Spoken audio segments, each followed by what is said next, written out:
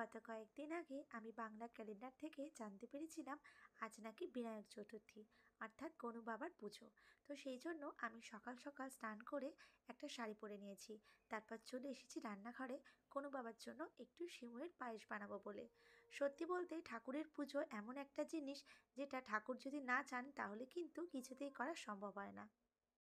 সব কিছু সকালবেলা কিনে আনলেও বুঝতে পারছিলাম না যে আমি ঠিকভাবে আজকে পুজোটা করতে পারবো কিনা। তো যাই হোক, আমার কিন্তু পায়েসটা রেডি হয়ে গেছে। এবার আমি একে একে সমস্ত কিছু গুছিয়ে নেব। সকালে বেরিয়ে পুজোর প্রয়োজন মতো ফুল, দূর্বা, মালা আর সেই সাথে কিছু ফল মিষ্টিও কিনে নিয়ে এসেছি। আর বরমশাও কিন্তু বেশ কিছু জিনিসপত্র কিনে এনেছে। আমি যখন পুজোর অন্যান্য সামগ্রী গোছাচ্ছিলাম সেই ফাঁকে আমার বরমশাই আমাকে অনেকটাই সাহায্য করছিল। এই যেমন ধরো ফল কেটে দিচ্ছিল বা অন্যান্য অনেক কিছুই কিন্তু একে একে করেছে। কেননা ও ভালোভাবেই জানে যে সকাল থেকে আমি উপোস করে আছি, তাই এত বেলা পর্যন্ত এত কাজ হয়তো আমি একা গোছাতে পারবো না।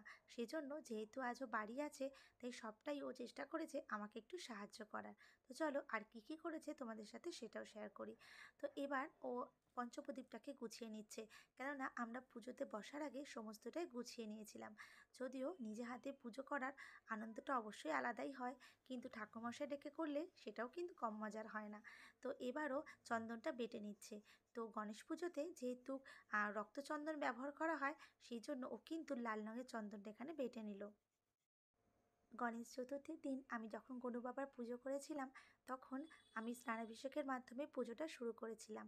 তো আজকেও আমার ইচ্ছে হলো গনু বাবাকে একটু স্নান করাই। সেজন্য আমি পঞ্চামৃতটা কিন্তু তৈরি করে নিচ্ছি। এখানে আমি দিয়েছি দুধ, তারপরে দিলাম দই, তারপরে দিলাম ঘি, তারপরে দিলাম মধু, আর সবশেষে দিলাম আমি মিছরি। সবশেষে আমি কিছুটা গঙ্গা জল দিয়ে ঘরটা পুরোপুরি পূরণ করে দিলাম। এবার আমি গণেশ চতুর্থীর দিন দেখেছিলাম ঠাকুরমশাই এরকমভাবেই জলের মধ্যে অগরু, গোলাপ জল আর কিছু ফুল দিয়ে সুন্দরভাবে একটা জল বানিয়ে রাখতে, যেটা গণেশকে পুজো করানোর পর গণেশ ঠাকুরের উপরে ঢেলে দেওয়া হবে। তো আমি কিন্তু সেরকমই তৈরি করে রেখেছি। তো আর সময় নষ্ট করব না, এবার এবার আমি পুজোটা শুরু করব।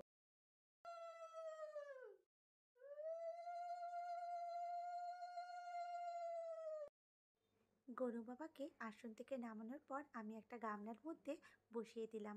তারপর গরু বাবার সারা অঙ্গে আমি একটু ঘি মাখিয়ে দিলাম, যেভাবে আমি পুজোর দিন করেছিলাম। তারপর যে পঞ্চামৃতটা বানিয়ে রেখেছিলাম সেটা আমি দিয়ে গরু বাবাকে স্নান করিয়ে দিলাম।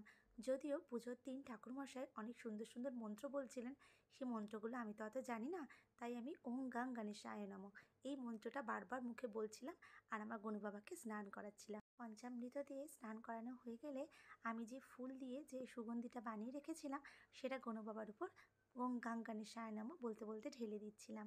তো আমার কিন্তু গনু বাবাকে স্নান করানো হয়ে গেছে। এবার একটা নরম টাওয়েল দিয়ে আমি গনু বাবা খুব ভালোভাবে মুছে রাখছি।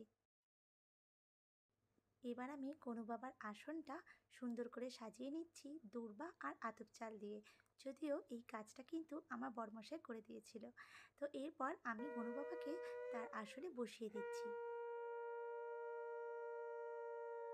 তারপর যা একে একে হয় আর কি, ফুলের মালাগুলো আমি একে একে গনু বাবাকে পরিয়ে দিলাম। আর হাতে কিন্তু একটা গোলাপ ফুলও দিয়েছিলাম। গনু বাবার তো গোলাপ ফুল খুব পছন্দ, সেই জন্য আজ আমি দোকান থেকে এটা নিয়ে এসেছি।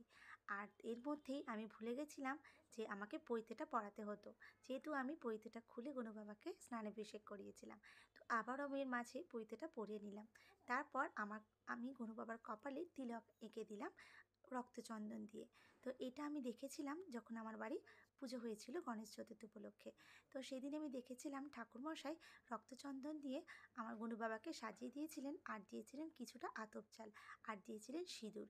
এভাবেই আমি যেটা দেখেছিলাম সেটা এখানে করার চেষ্টা করেছি। প্রথমেই বললাম আমি অত মন্ত্র জানি না। প্রত্যেকটা ক্ষেত্রে আমি শুধু গনু বাবাকে একটা কথাই বলেছি যে তুমি আমার সমস্ত অপরাধ কিন্তু ক্ষমা করো। আমি তোমাকে ভালোবেসে পুজো করি, তুমি আমার ভালোবাসাটাই নিও। এরই মধ্যে আমি ২১টা দূর্বা মৌলি সুতোয় বেঁধে কিন্তু গনু বাবার মাথার পিছন দিকে দিয়ে দিয়েছি।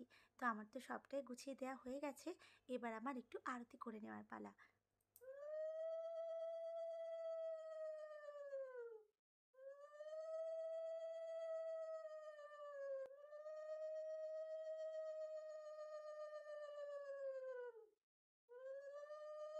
প্রদীপ আর ধূপ দিয়ে আমার তো আরতি করে নেওয়া হয়ে গেছে। এবার আমার পঞ্চপ্রদীপ দিয়ে আরতি করে নেওয়ার পালা, যার মাঝে আছে কর্পূর। তো যাই হোক, আমি পঞ্চপ্রদীপটা জ্বালিয়ে নিচ্ছি, তারপর আমি গরু বাবার আরতিটা সেরে ফেলছি।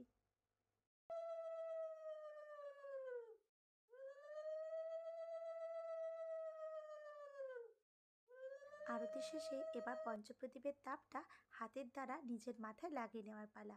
তো আরেকটা কাজ কিন্তু বাকি ছিল, সেটা হলো ধুনো। পুজো কিন্তু ধুনো ছাড়া চলে না, তাই সবশেষে আমি ধুনো জ্বালিয়ে দিলাম আর সারা ঘরে সেই ধুনোর গন্ধটা ভরিয়ে দিলাম। এভাবেই আজ নিজের মতো করে গনু বাবার আরাধনা করলাম। আজ তোমরা কে কীভাবে গনু বাবার পুজো করলে তারা অবশ্যই কমেন্টে জানাতে ভুলো না।